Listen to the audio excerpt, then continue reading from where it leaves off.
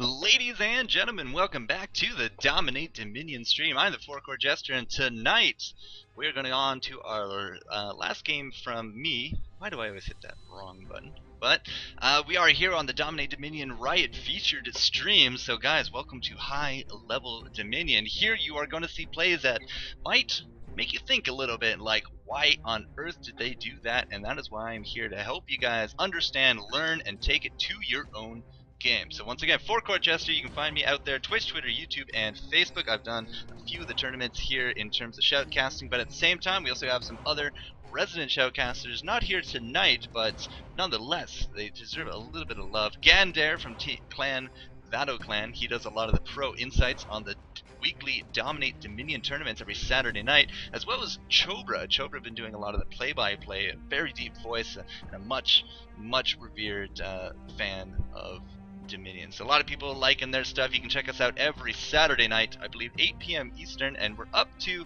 Dominate Dominion 23 coming up this Saturday, which should be shoutcasted by Chobra and Gandair, so make sure you check them out.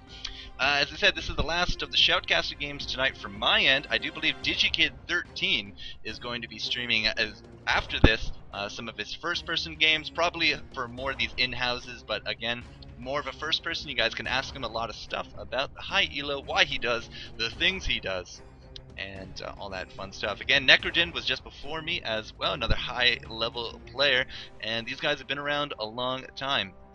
If you ever get the chance and you're on the North American client, you can check out the Dominate Dominion chat channel. A lot of people usually sticking around in there. Hello chats, you are on stream. Good guys in there, you can always come in there. It's a great repository of knowledge, also helps you find some non-idiotic team members that can help you out in solo queue, or you can also organize some in-houses, just learn in general. So hit them up, Dominate Dominion. That being said, we are into game number 2, so we had some chat bans coming out. And the chat bans was Kassadin, Jace, Lulu, Urgot. So very similar bans to last game. So the Kassadin, very useful on his Rift Walking. Jace, that Mercury Hammer just brings so much burst damage to the table. Lulu is likely the best support champion that you can play on Dominion because of that picks. And Urgot, another great scaling bottom lane AD champion. So in terms of the 4 chat bans, they are done. The 6 regular bans now coming out. Darius, Yorick, Malphite, Jax, Teemo, Blitzcrank. Again, Darius, Dunkmaster Darius. His guillotine is just so good on this map. Plus, of course, he does have that bleeding effect, and nobody likes to bleed, especially when it's a Darius hunting you down. Yorick, a great sustain bottom lane with his ghosts, can scale up very nicely in terms of armor and sustain, becomes much more of a pain later into the game rather than early, but at the same time he can snowball very quickly against the right opponent. Malphite ban, excellent to see because that rock is really annoying to deal with. His ultimate, plus of course all the various utility in and around the map, he is a character to behold. Jax, Teemo, Blitzcrank probably targeted at Feedski because he did so well with him. Teemo, global ban. Global taunt Teemo, plus at the same time it makes it very hard to really go and explore the jungle in a Dominion map because Teemo mushrooms are just really annoying. You get a nice scaling AP Teemo, and those mushrooms not only give you the vision, but it brings you down to half health.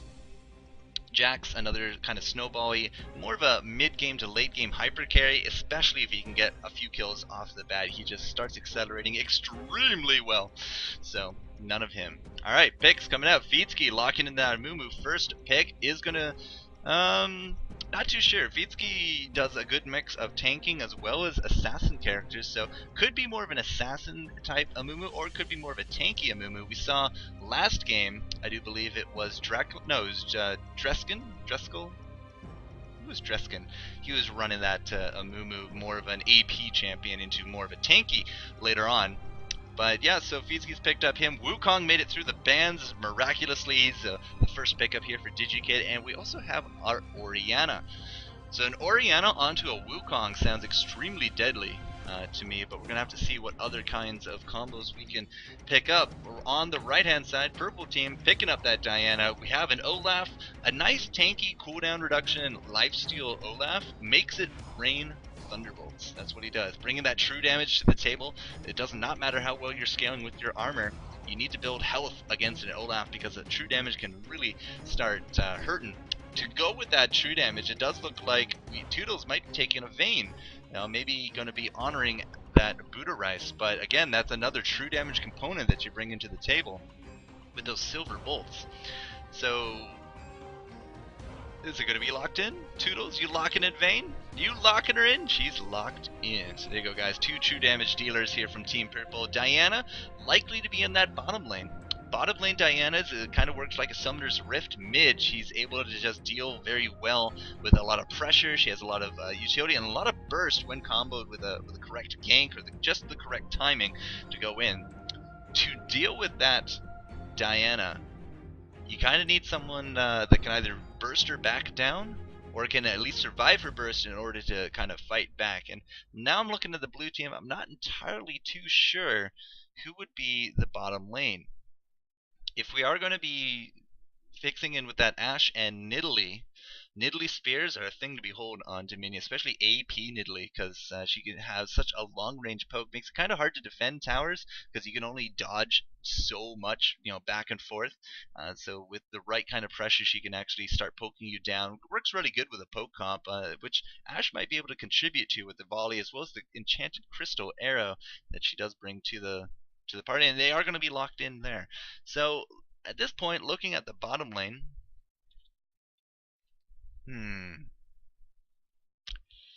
I am honestly at a loss. It could very well be Ashe. Ashe with the AD Ashe on the bottom lane could work out very well with keeping the creeps at bay, but an Ashe versus Diana matchup, Ashe doesn't not have any kind of escape mechanisms or any kind of hard CC. She can kite out extremely well, but Diana does have the Lunar Rush after the Crescent Strike, so not entirely too sure. Could be a Nidalee down there. AP Nidalee versus Diana, especially after level 6, can become pretty dynamic. Typically you won't see a Mumu and you won't see a Wukong going into the bottom lane. I'm kind of on the fence about Orianna. And Orianna can definitely clear lanes. It works exactly like Summoner's Rift. She'd just be sitting there in the mid. It would just be like a mid matchup in that bottom lane. But we're going to have to see what they want to do. I do believe it was Draculon last game that was playing the Malzahar. So if it is going to be an Orianna bottom, we'll have to check out the runes and everything. Last pickup here on the purple team, Poppy. Poppy actually making it through the bans. Again, another high burst champion, more mid to late game because of her ridiculous wall slamming abilities. Plus, she can also tank out very well in team fights. All she has to do is throw down her diplomacy on the lowest damage dealing member on the enemy team and just go to town on a few people. So we got Poppy able to knock people into walls. We got Toodles able to knock people into walls. We have Roundabout able to headbutt people and ground slam them up. That is a lot of hard CC that purple team is bringing to the table. There we go. We can see a little bit of their summoner spells now. Get some music in the background. Alright. Yeah, they didn't like you playing Blitz there, Feedsky. I see you there in chat, brother. And yeah, alright, so let's take a quick look here. Feedsky, what are you going to be rocking for that Amumu? Let's take it. Runes, cooldown armor. So tanky AP. Mastery is all tank as well. So he could build mage while still being inherently tanky, or he can just go into kind of a super tank role. But we're going to have to see what that's about. Orianna in that bottom lane is what I assume at this point. I could be wrong. Move speed, health, magic pen, armor, cooldown, and magic resist. So basically a bit of everything and a magical tank. So because she's going magical tank, I do suspect she will be in that bottom lane. Sorry, Stormfallon was playing Malzahar last game, but he's not here this time. Oh, he's on the Poppy side. So my mistake on that one. Thank you, Draculon. Let's see what Nidalee is going to be. I suspect she will be AP. Armor penetration. Okay.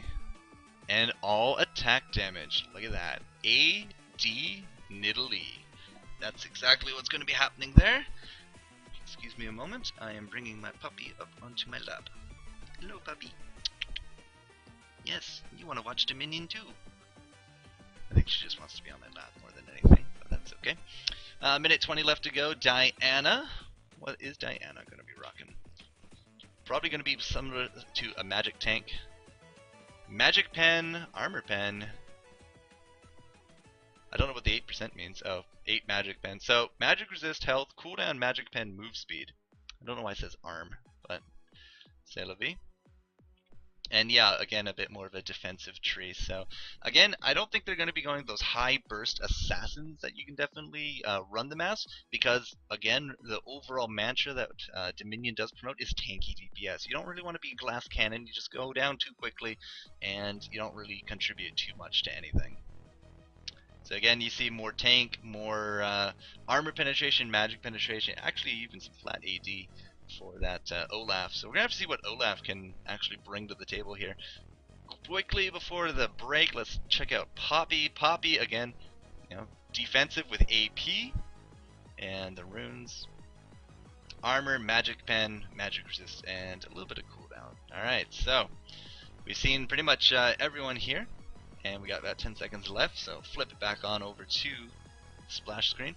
Once again, I'm the FourCourtJester. Thank you all for joining us tonight here on the Dominate Dominion stream. This will be the last Shoutcasted match from my end, and it will be DigiKid13 going to be taking the stream after this for some first-person action. So again, welcome one and all, Dominate Dominion, high elo Dominion. It does exist, and we do have tournaments to prove it. 23 of them, in fact. So if you think you have what it takes, you know, feel free, sign up. It's free to play. Hit up the DominateDominion.com website and prove your worth, because there are a lot of established teams and we have a lot of established strategies that, again, might make you think a little, wow, that was a little weird, but they work. Proof in point, 80 Malzahar last round. Worked wonderfully in that bottom lane. Alright, so Skin War, General Wukong, Dark Valkyrie Diana, which is a pretty hot skin if I gotta say so. Forsaken Olaf and Dragon Slayer Vayne, the only type of Vayne. That's a lie. Cupid Vayne is really hot too. But again, 10 revives on the table. We actually have a flash on Ashe as well. So if Draculon's not going bottom, it's going to be Ashe. Other than that, people are just going to blow my mind here about something. But we have some exhausts on the table, some garrisons as well. You typically don't want us to take more than 1 or 2 garrisons on your team, because then you're giving up too many other team fighting summoner spells, like the exhausts that you do see here on the table. You typically won't see too many ignites in a Dominion as well. I mean, tanky DPS, typically with an ignite, either you're dead already or you're going to live out that ignite. There's too many health pools and health pockets on the map to kind of make that too viable, which is why you only see 1 of them. But game's ready to go. That's the wrong button. Sorry about that, folks. Spectator mode engaged. Get us a little bit of music. Alright, Team Blue. It is once again going to be Feedsky. He's going to be heading up the team. DD Feedsky, DigiKid13, Draculon, J-Loves very much. I don't know why. And Istufa out here on our Team Red, however. Tempest EP, Alpha Ferric, Roundabout, DD Toodles, and Storm Fawn.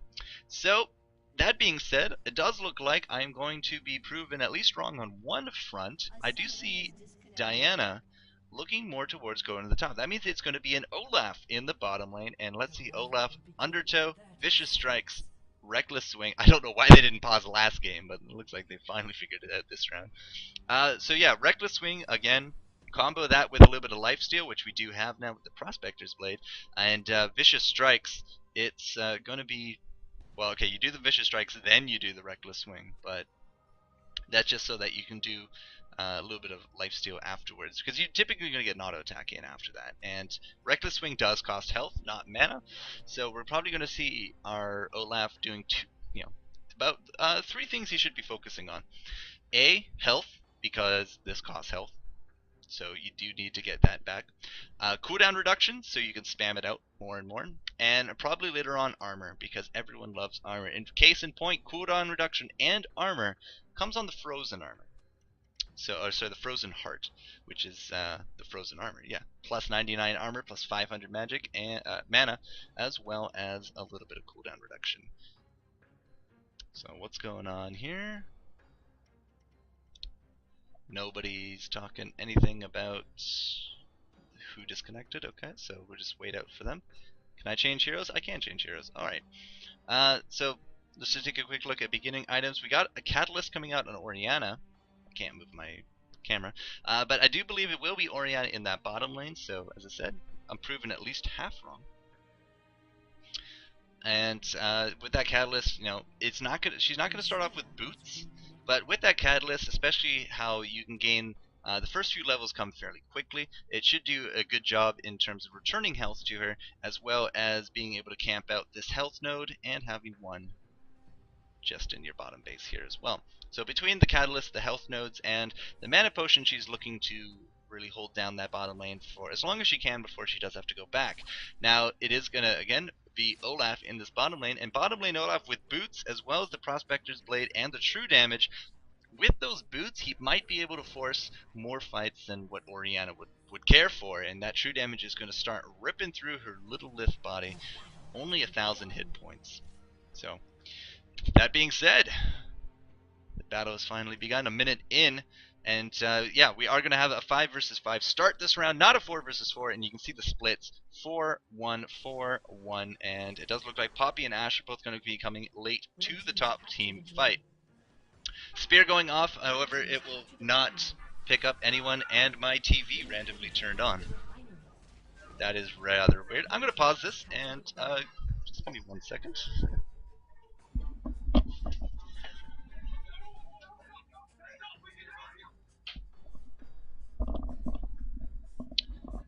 Wow, I do apologize about that, but my TV randomly turned on, and there's nobody else down here.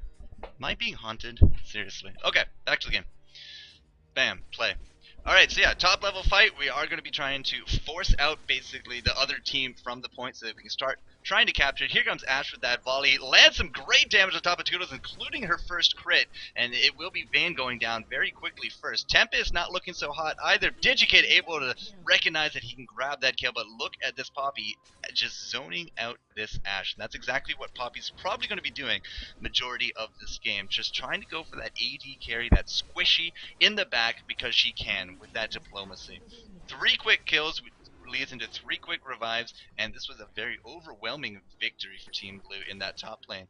Now with those revives done, I mean the pressure is already here. We need to make something happen of it, but Stormfallen deciding not to do anything with his revive. He's just going to keep it. He does realize the top point is now lost, and he's just going to actually just take his time to run back up. Some great harass coming down on top of that Alistar, and Team Blue will secure this. Now during all of this, again, bottom lane, if you can keep a very solid bottom lane, then you don't really have to worry about it too much, which means you're open to doing more coordinated team fights in the top and mid, and that's exactly what Blue is doing here. They're defending their top, pushing back the creep wave.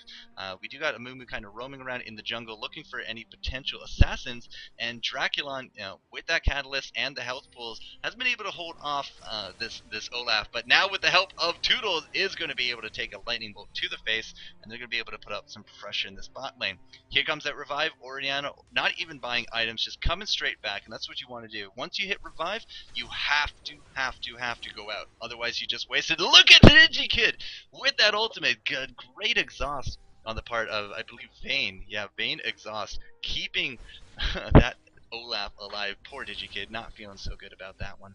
But again, top lane pressure coming in, 3 versus 2. Ash is not up here. We did see an arrow come down south, but she did back. Stormfallen zoning out Estufa, and at the same time we got Fizki just trying to hold this point down. He's using his cry and his tantrums as best as he can. It does look like the defensive garrison did go down. I'm going to say that was Fizki's defensive garrison, and all he has to do is just sit here and make sure that the point doesn't get taken. Amumu is a great champion for this, and he is going more of a pure tank Amumu. So after he dies, he does get that revive, but it was enough to keep this point from falling into enemy hands, and now enemy team should be able to pick up Toodles. Yes, they will. Nidalee with the claws going to be able to bring that up. Now bottom lane, Draculon has been pushing fairly nicely. We do got Merc Treads now coming out for Olaf, so that's obviously immediately targeted against Orianna, but Orianna able to put up this pressure. She's even going to get some help here from Fizki, putting up putting up the shield on top of him. Is going to force out the garrison, and that's going to stop Fizki from capping just for a little bit, but still the pressure is there. Now we have to have someone from Team Red peel this, otherwise they're just going to lose it. If they don't peel, they have to push top, and there goes the Orianna ultimate, the command attack, I believe. Command Shockwave, not Command Attack, but with the help of Vitsky, able to just take him down, and now with the Creep Wave, able to really take this point very, very quickly, at least up to the half. Now that was some good defense here. Roundabout coming down with Alpha, it is going to keep him, you know, away from that capture point, but the damage was done. It did get neutralized, and you can see the point difference now starting to accrue between these two teams. Now again, it also forced out this revive from Alpha Ferric, so he won't have it next time, but he is actually, you know, kind of okay in that regard because Draculon had to use his much earlier. And look at this, the triple gank coming down. Stop. Team Red realizing they can't make anything happen up top. Draculon with no escape mechanisms, no ultimate, is going to get pretty much just blasted down. Now we did have a Crystal Arrow going down here because Team Blue doing some big pressure up here. They saw that bottom lane. They said, alright, well, they're all bottom. We're going to kill Poppy. We're going to get this point, so we're going to keep our 3. And now they should be able to go on back and fairly easily grab this point back. So again, it's just swapping at this point, but if you keep that 3-point lead, your enemy's points will consistently go down, and that's exactly what they're doing. We do have Sorry about that. We do have 2 Catalysts now on Team Blue and 2 Sapphire Crystals, but Amumu going for the Boots of Mobility. So Feedsky really wants to be a much more of a mobile tank. He wants to get in and around the place so that he can just be very helpful to his team, and as well, it's going to help him get from point to point in order to keep it defending. Wow, look at that bandage. What a perfectly timed bandage. Avoided the wall damage there on Feedsky, and it allows the team to grab the double kill, but at the same time, you know, this top point fell to the red pressure. Again, they're just trading them back and forth, but now they are, Team Red, you know, briefly held on to the 3. Now they are going to go back down to 2, and that's just not good for their point totals. In the jungle, oh, Istufa showing himself and getting bursted down extremely quickly there by the Alistar and the Poppy combo. Now again, Ashe, very low movement speed. You see her with the enhanced movement 3 just to try to get around. But Stormfawn, again, all he has to do is pop this diplomacy, get in there. They're going for the double. They are going to grab that double, but it does look like the Battle Cow did drop. Alpha Fair going for the Lightning Bolt, is going to land it. Well, not going to land that axe, however. That's going to be a big misplay on his part, but he is going to be able to grab this kill with the help of Toodles. We do have the command Shockwave go off, but it's not going to be enough, and at the same time, we are also going to have Istufa come down here, try to zone him out. We got the exhaust going down on top of Toodles, some big bursts coming up from Istufa, but he will be able to just keep Istufa busy, and because he was keeping Istufa busy, we did grab this point down to neutral, and that's exactly what they wanted. It's going to stall out the points. They're not going to be able to capture, but it will stall out, which means it'll give them more of a chance to grab the point a little bit later, or at least more of a chance to grab points a little bit later. Estuva, however, overextending just a little bit, is going to get dropped, but not before she takes down Olaf. Olaf is not hit point enough to really take her down, and Nidalee is rocking a Yomu's. So she has a little bit of attack damage, critical strike, cooldowns, as well as the armor penetration, plus the on-demand, you know, movement, which again, a big thing in Dominion, lots of movement needed. So the score right now, 463 to 250 and counting. Team Blue still holding very fast to their 3 points. Oriana in that bottom lane. She has herself that Giant's Belt after the Catalyst, so maybe going to go for that Rylai's. Ashe going to get caught out here again in the mid, and Ashe, she's just not really bringing that damage quite yet. She does have 21% in terms of armor penetration, but she doesn't really have the health pool to kind of deal with this. Again, she's very slow on her feet, one of the slowest movement speeds in the game. Feedsky going for that kill, but it does look like Stormfawn going to be it's not going to do too well down there. Does look like Toodles going down, and yeah, Stormfallen does drop. Draculon, oh, just so barely getting out of that one, and it is going to be Nidalee again landing a kill in this more top area. Digikid going for the kill on top of Roundabout, but not able to grab it. The spear not able to reach him either. Not that it would have killed him, but again, Blue team, big pressure coming out. They're taking this 4th point. Yes, 4 points over top of Red. And big aggression is leaving Team Red kind of out in the dust. Now there's no one down here. Digikid was able to clean up Olaf, but because there's no one even remotely in this area, they are going to lose their last point, and this is possibly going to become a 5 cap, although it does look like Poppy is going to be able to clean up the drill. Yes, the drill. But bottom lane, I mean, roundabout, he came down here, he tried to make something happen. He's fairly tanky at this point. He does have the Glacial as well as the Negatron Cloak and a little bit of AP just to help out the healing abilities. Now, here comes Stormfawn throwing out that Diplomacy on top of Draculon, and he's going straight for that Ashe. Unfortunately for him, it does look like it's going to be a little bit of a wasted ultimate. Yes, there's some good bursts there, but 2 versus 1 is just not going to work for him. But the idea is that he got the zoning off. Unfortunately, this top lane, Diana, she kind of failed at her zoning. Poppy did go down, essentially just a suicide. Now, we do have 3 Team Blue putting up this big pressure in this bottom lane. Estufa is putting up pressure all by herself in this top, and if we take a quick look at the kills, Estufa's up 6 and 2. Wukong 7 and 0. Those are impressive kills at this point because we're only 10 minutes in. Wukong hasn't died and he's starting to snowball super hard. Look at that, another kill coming down on top of the tanky Vatoclan, which means if he can take him down with Estufa, Stormfallen is not going to be too much behind in terms of the kill. And there you go, grabbing that 805 for Wukong. This is typically why you see him more banned. His stealth mechanics just combos extremely well with the Trinity Force, and he has that before the 11-minute mark. So big props to him. Lots of money coming his way. 777 is his points. Points don't really matter too much, but it's just a little bit of indication of how well a player is doing. Draculon getting 2 versus 1 in the bottom. Here comes the Feedski, but Feedski again going more of a tanky route. He does have that Catalyst as well as the Frozen Heart, so he's not going to be able to do really too much in terms of killing, but he just needs to try to delay this point, and unfortunately for him, he is not even going to be able to do that. That being said, he is holding off 3 of Team Red in the bottom, which means Estufa and Ashe up here should be able to take the point, and yes, they did take the point. Stormfallen, however, looking a little bit low, but you saw that Ashe had to use that flash just to try to get out of this burst, and it's not going to matter a damn thing to that Poppy. Picks up that kill. Wukong with another kill in that bottom lane, and now it does look like Estufa's going to be chasing down the cow, not going to be able to grab the health, but Toodles now going to be in pursuit.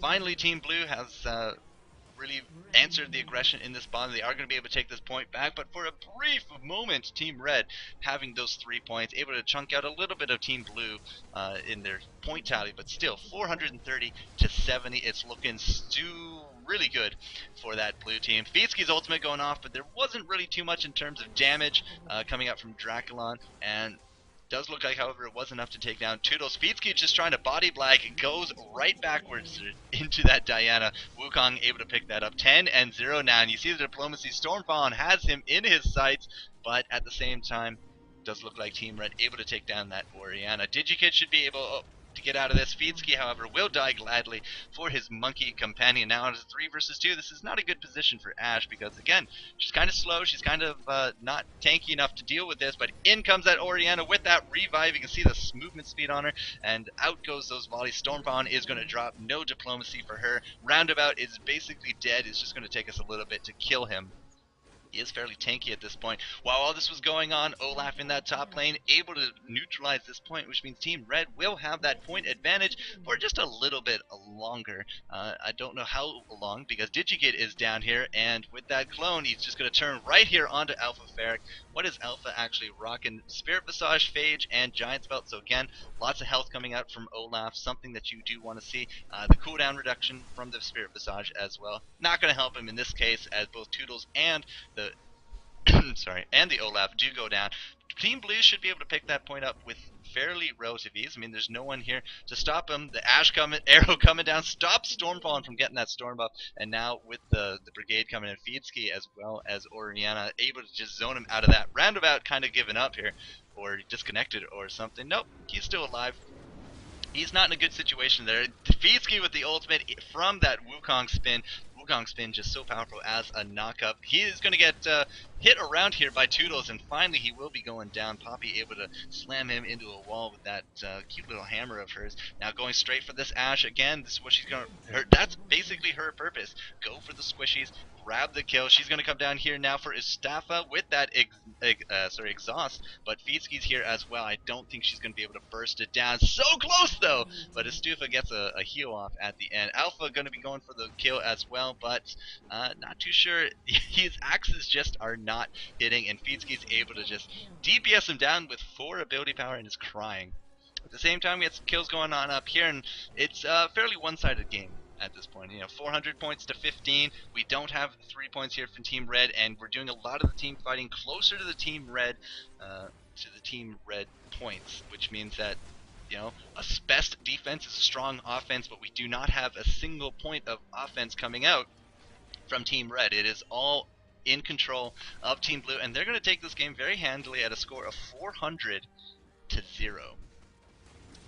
Looking for the last kill on Draculon. Draculon able to save it, not go down. 400 to 0. Very impressive mechanics coming up from Team Blue. And again, you see some of the more bursty and some of the more bannable champions in this match. I mean, we saw Poppy. Poppy ending up not exactly a perfect score, 892, but she does have double the kills that anyone on her team actually rocks as well. So, that lollipop hammer slamming people into the walls, very, very OP. She got 8 kills out of that, and was trying to captain a team that unfortunately just kind of tanked. At the same time, let's take a quick look at Wukong.